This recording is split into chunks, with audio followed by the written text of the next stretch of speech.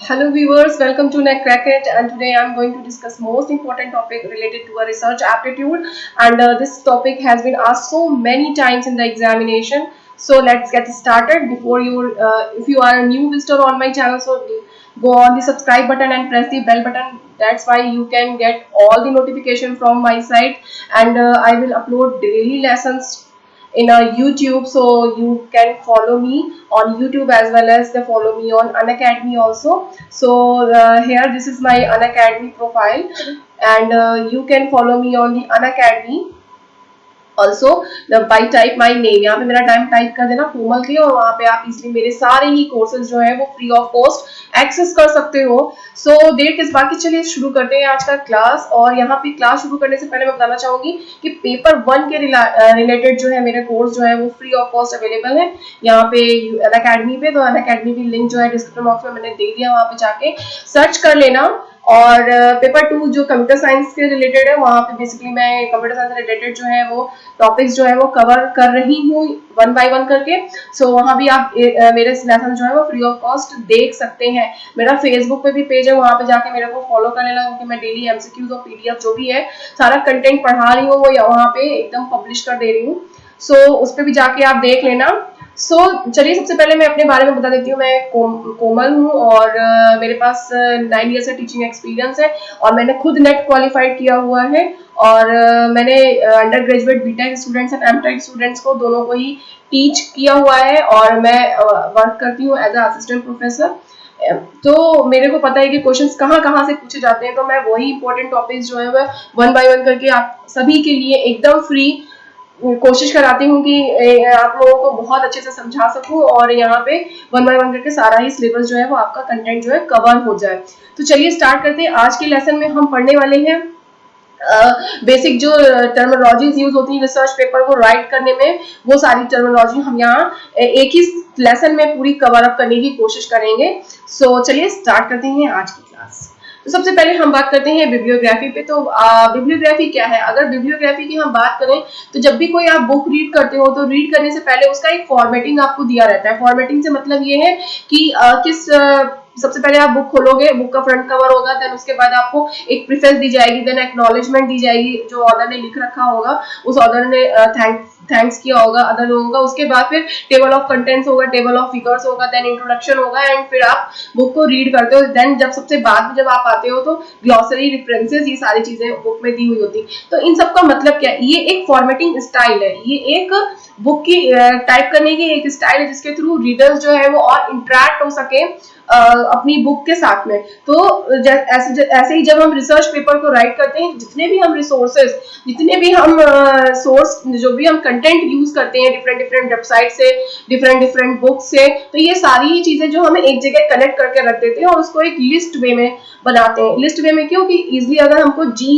कोई भी कंटेंट है जी का सर्च करना है तो हम इजिली जी वाले बिब्लियोग्राफी पे जाके हम उसको इजिली सर्च कर सकते हैं। तो इसी को हम बोलते हैं bibliography. Bibliography is a list of resources used in a project, a single one line definition. Okay, and typically the bibliography basically दो तरीके से लिखी जाती है, दोनों ही अलग अलग स्टाइल्स हैं।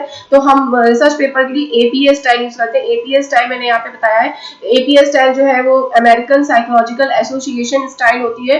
ये फॉर्मेट प्रोवाइड करती है for writing the different documentary approach and created a different kind of the formatting as well. Okay, and MLA अलग चीज होती है, वो बुक वगैरह में पब्लिशिंग होती है, तो एमएलए पे नहीं बात करते हैं, हम एपीए पे ही सारा रिसर्च पेपर जो है वो लिखते हैं। उसके बाद हम नेक्स्ट टॉपिक पे आते हैं, साइटेशन। अब देखिए साइटेशन क्या है? साइटेशन अभी तक हम क्या करें, अगर हमें किसी रिसोर्सेज से कहाँ से लिया है, उस कंटेंट, कितना कंटेंट हमने उस टॉपिक का उस रिसोर्स से लिया है, उसको हम साइट करेंगे। अगर साइट नहीं करेंगे तो वो प्लेगिज्म में आ जाएगा, मतलब वो ऑफेंस हो जाएगा कि मैंने किसी का कंटेंट जो है वो बाई पे चुरा लिया है ना। तो हमें साइट करना बहुत जरूरी होता है रिसर्च पेपर में। अपनी जो रिसर्च है उसको एक ओरिजिनलिटी प्रोवाइड करने के लिए, एक ऑथेंटिकेशन प्रोवाइड करने के लिए हमें साइटेशन देना मस्ट होता है। तो this is the act of giving credit to some for his or her words and ideas. So it is done with the APA and MLA style, and both of the most of the research paper has been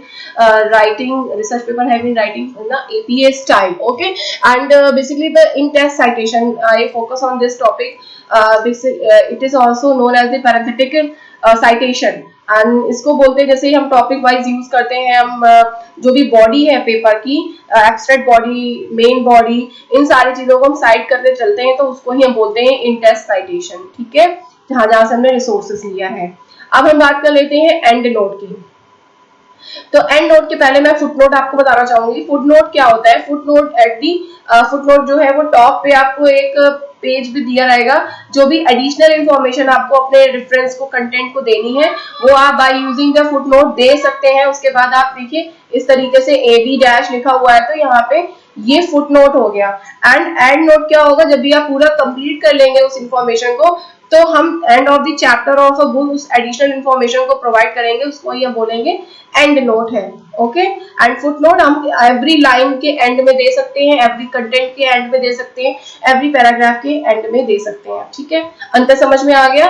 now peer reviewed पे चलते हैं। जब भी हम कोई भी research paper आपने लिखा होगा, अगर रिसर्च की होगी, नहीं भी की, चलिए तो मैं आसान भाषा में बताती हूँ कि जब भी हम रिसर्च वर्क करते हैं, तो हम अपनी ओरिजिनलिटी को प्रोवाइड करने के लिए उसको किसी पेपर पब्लिश कराते हैं, रिसर्च पेपर पब्लिश कराते हैं, और उस पेपर को पब्लिश कराने के लिए हमें डिफरेंट जर्नल्स में भेजना होता है वो पेपर्स, कि डिफरेंट जर्नल में वो पब्लिश हो जाए। तो उसमें रिसर्च पेपर में एक लाइन लिखी हुई देखी होगी, पीयर रिव्यूड। पीयर रिव्यूड क्या होता है कि हमारे ही जैसे लोग, हमसे ज्यादा एक्सपर्ट लोग वहां बैठे होते हैं, और वो हमारे पेपर की क्वालिटी को चेक करते हैं पब्लिकेशंस के पहले, तो उसको ही हम बोलते हैं पीयर रिव्यूड। अब ये बहुत तरीके का होता है, किसी किसी जर्नल में 3-3 महीने पीयर रिव्यूड रिव्यूशन चलता है, जो SCI जर्नल्स होते हैं, उसकी मैं बाद में बात करूंगी कभी।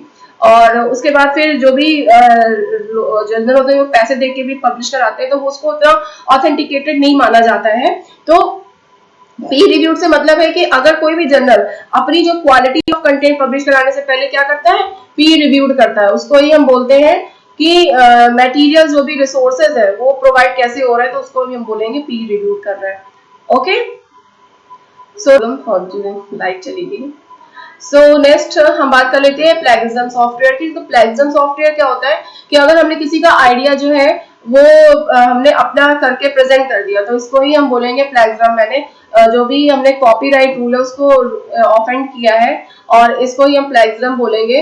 तो कभी भी रिसर्च पेपर में प्लेगिज्म रिपोर्ट जो है वो साथ में जाती है, उसको चेक करने के बाद ही हम अपनी क्वालिटी ऑफ कंटेंट को पब्लिश करा सकते हैं।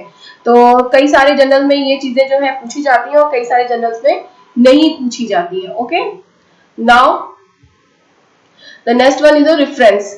तो बेसिकली द रेफरेंस हम लोग लास्ट पेज में देते हैं। Reference is the last page और ऐसे रिसर्च पेपर, और ये भी APA स्टाइल में लिखा जाता है। एंड जो भी लिस्ट ऑफ रिसोर्सेज, जो भी हमने मटेरियल, जो भी सोर्सेज हमने ट्राई किया हुआ है, उसको जो भी हमने साइट किया उसको हम एज अ रेफरेंस साइट करते हैं। तो for the example I mention examples also है।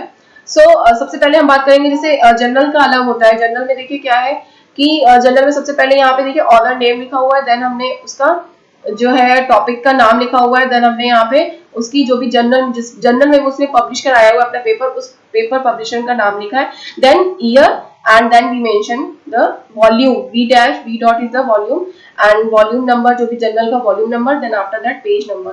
तो जर्नल में पेज नंबर होता है और ये फॉर्मेट होता है। ठीक है, ध्यान से देख लेना, पेपर में देख के जाना, कभी कभी पूछा गया है। Then conference proceeding. Conference proceeding में देखिए, कॉन्फ्रेंस प्रोसीडिंग में यहाँ पे देखिए ऑथर का नेम है, देन उसके बाद ये है टॉपिक नेम, देन उसके बाद उसके टॉपिक का नाम, जिस भी बुक से लिया, जिस कॉन्फ्रेंस से लिया उस कॉन्फ्रेंस का नेम, एंड उसके बाद city. Okay, city, then country, then year, then page number. यहाँ पे जनरल में हमने सिटी का नाम नहीं लिया है। ओके, सिटी से कोई लेना देना नहीं होता है, बट यहाँ कॉन्फ्रेंस में जिस भी सिटी में कॉन्फ्रेंस हो रही होती है, सिटी का नाम मेंशन करना जरूरी होता है। ठीक है, ईयर दोनों में ही मेंशन होता है, बट जनरल में क्या है, वॉल्यूम नंबर भी होता है, बट कॉन्फ्रेंस में वॉल्यूम नंबर नहीं होता है। ये बात ध्यान रखिएगा। नेक्स्ट उसके बाद बुक्स पे आते हैं। तो बुक्स में देखिए, बुक में बुक का ऑथर का नेम, देन बुक का टाइटल जो भी नेम है, देन उसके बाद city and year. Okay, then city, country name and the author name, sorry year name. ठीक है, यहाँ भी वॉल्यूम नंबर और पेज नंबर नहीं होता है।